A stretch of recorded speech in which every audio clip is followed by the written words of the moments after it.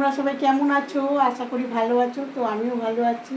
তো তোমাদের সামনে একটা নতুন শরবত তোমাদের সাথে শেয়ার করব। তোমরা পুরো ভিডিওটা দেখবে ফার্স্ট থেকে লাস্ট পর্যন্ত।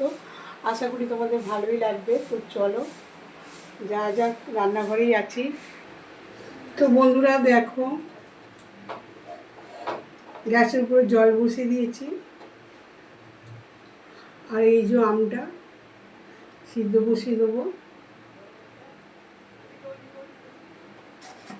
একটু নুন দেবো। অনেকে তো পোড়া পুড়িয়ে আম শরবত খেয়েছে, এবার এটা কাঁচা আমের শরবত সিদ্ধ করে।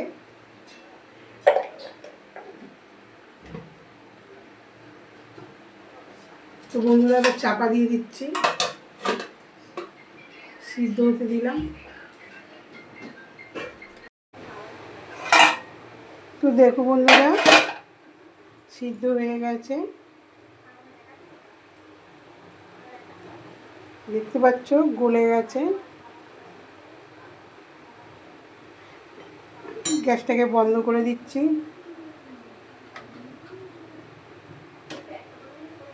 চাপা দিয়ে রাখছি, একটু ভাপে আর একটু সিদ্ধ হয়ে যাবে। বন্ধুরা দেখো, পুরো আমটা সিদ্ধ হয়ে গেছে, বুঝতে পারছো।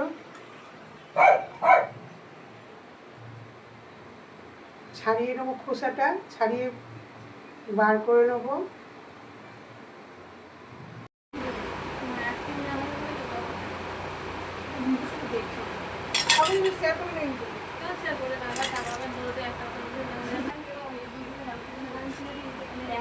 তো দেখো বন্ধুরা, সিদ্ধ হয়ে গেছে পুরো। এই কাইটা নিয়ে নেবো আমি।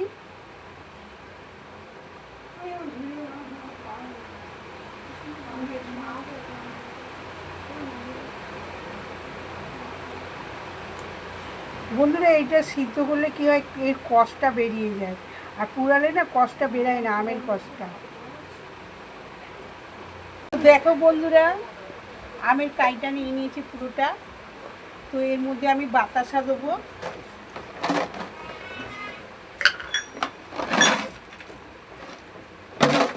বন্ধুরা দেখো, বাতাসা দিচ্ছি। আমরা যে কোনো শরবত খেলে কিন্তু বাতাসা দিই করি, গুড়ের বাতাসা দিই, কারণ বাতাসা পেট ঠান্ডা করে।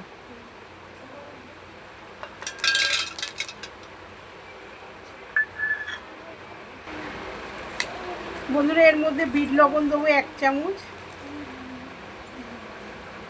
1 চামচ বিট লবণ দিয়ে দিচ্ছি।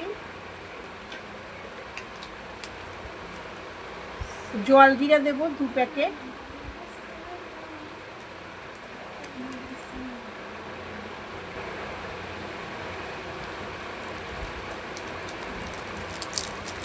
কাঁচা আমের শরবতে যদি জল জিরে দেওয়া যায় না, খুব সুন্দর একটা টেস্ট হয়।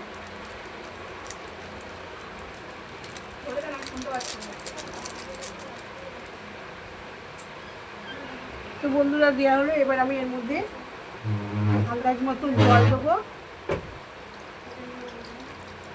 যাতে সবার হয়ে যায়। ঠান্ডা জল দিলাম বন্ধুরা, ফ্রিজের ঠান্ডা জল এই যে দিয়েছি। আর এটাকে আমি মিক্সি করে নেবো।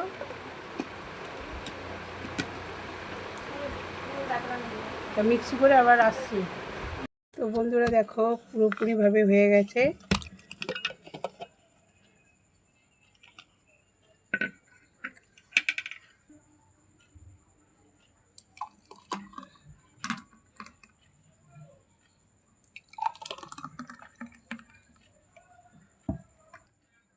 তো বন্ধুরা বরফ দিয়ে দিচ্ছি,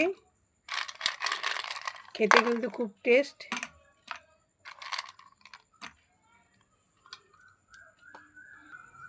তো বন্ধুরা দেখো কত সুন্দর হয়েছে আম পান্না।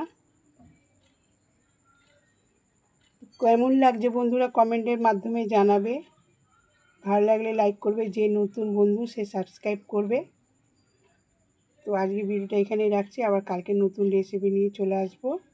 ভালো থাকবেন, সুস্থ থাকবেন, আমাকে সাপোর্ট করবেন। টাটা।